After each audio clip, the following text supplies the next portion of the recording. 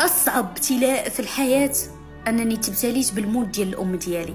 اصعب ابتلاء، اصعب الم، اصعب فراق هو فراق الام.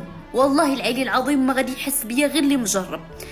قلبي كيتألم وكيتحسر نهار على نهار، لان انا ما كانش عندي من غير امي. انا كنت لا تلاحيت مرضت كداويني امي، انا كنت لا حزنت كتمسح ليا دموعي امي، انا لا كنت ظلمت كتجي مني امي، انا لا دقيت في الباب كتحل ليا امي.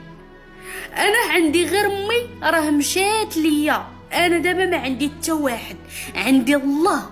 امي، امي هي اللي كانت عندي، امي اللي ما كانتش كتنافقني، امي اللي كانت كتحط عليا الراس، امي هي صاحبتي، امي هي حياتي. حياتي مشات معاها، ضحكتي مشات معاها، ساعتي مشات معاها.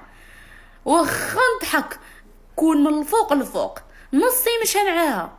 ما كاينش عندي شي واحد من غير امي، ما كاينش اللي كان كيسول عليا من غير امي، ما كاينش اللي كان كيقول لي مبروك عيدك من غير امي، ما كانش اللي كيكسيني من غير امي. ومشات امي مشى معاها كل شيء. بالنسبه لي امي هي كل شيء، مشى معاها كل شيء، لان ما كاينش بحالهم غادي يعوضها ليا حتى واحد.